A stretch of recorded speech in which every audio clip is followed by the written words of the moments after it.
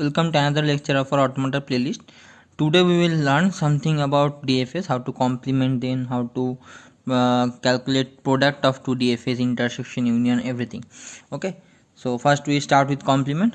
So there is a rule that if a DFA accepts a language L, then the language L complement will also be accepted by a DFS complement. Okay, so if this is the DFA, and we already know how to complement a DFA from our previous lectures, we just make the accepting state as not accepting state and not accepting states as accepting state. Okay, that's it.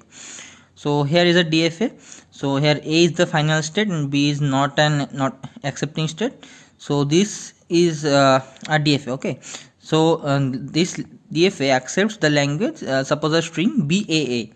Okay, so it B for self loop, then it goes to B for A, and then it returns to A for A. Okay, so this is accepted here, this string. So if we make the complement of this DFA, then it must receive the complement of this string. So suppose this complement string is like this. Okay, I have just reversed it. Okay, for B I have taken A and for A I have taken B. So the string will be ABB and the DFA will be like this.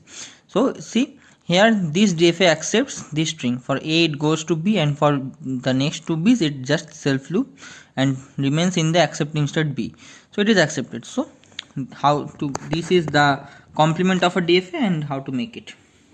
Now I will see something more important. It is a product of a DFA, and from this product I will also learn union and intersection.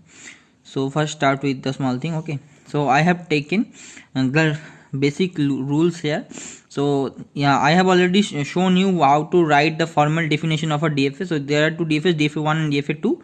So this is the set of states, the alphabets, transition functions, starting initial state and final states, set of final states. Okay, so here again, so DFA1 cross DFA2, the product of them will, the sets will be and the product of the sets. Okay, and I will show you with an example. Wait, don't worry. And the input strings will be similar for both of the DFAs and for the final DFA as well. And the starting state also can be anything. This will be a cross product. So suppose now see an example. Suppose the DFA1 is a DFA with A and B, these two states, and DFA2 is a DFA with C and D, these two states. A is the final state in the DFA1 and D is the final state in DFA2. And here are the transitions I have already shown you here. You can understand what are the transitions for which input. Now I will just cross it. I will do a product of DFA1 and DFA2. So the states in the product will be AB cross CD, because AB was the states of DFA1 and CD was the states of DFA2.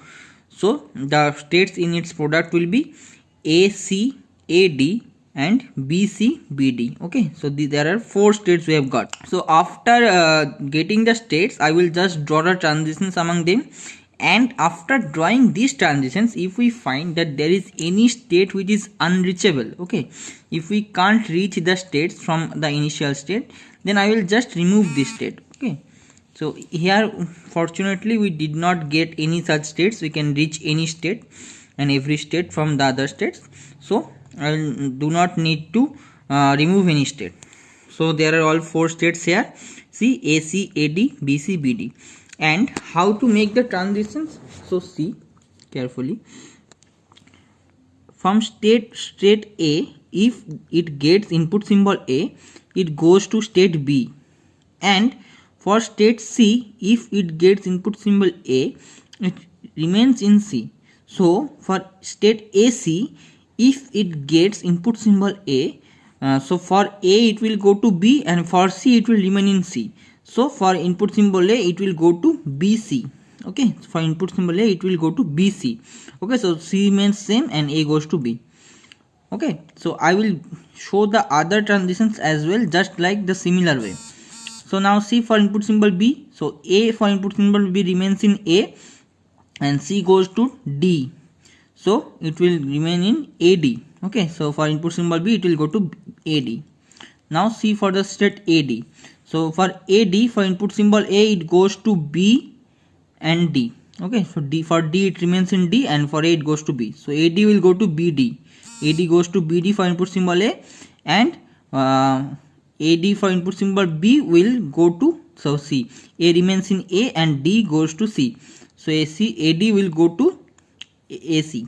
AD will go to AC for input symbol B. See, just like that. So for the other two states also you can do it. Okay. So if for BC and BD, you can also see that that's how the DFA1 cross DFA2 or the product of the two DFAs will look like, just this. Okay, so I have not shown the final states here. Okay, so we do not make the final state immediately. Okay, we make the final states according to need of our question. So what is the need of our question? So see, if we need to find the union of two DFAs, then I make final states differently.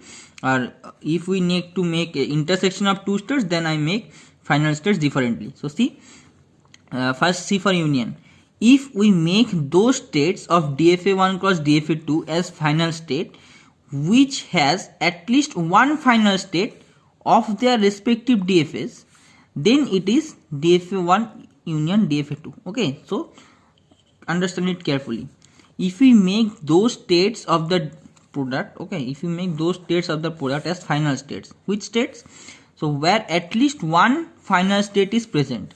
So what do you mean by at least one final state? So in our respective DFAs, we got final states here for both of them. For this DFA the final state is A, and for this DFA the final state is D.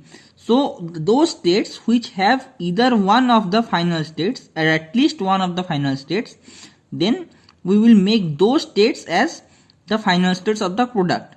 Then it will become the union. So here this A and D. So in which of these states A and D are there?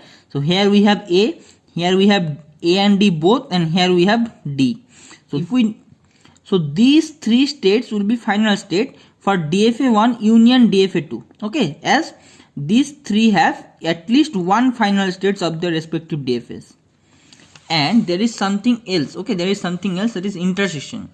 So if we define only those states of DFA1 cross DFA2, that is the product, as the final state, so which states we are making final this time? Where both the states are final. So where both of these states are final. Okay, so of their respective DFAs. So what were the final states again? They were A and D. So only for these particular states, both of them are final state of their respective DFAs.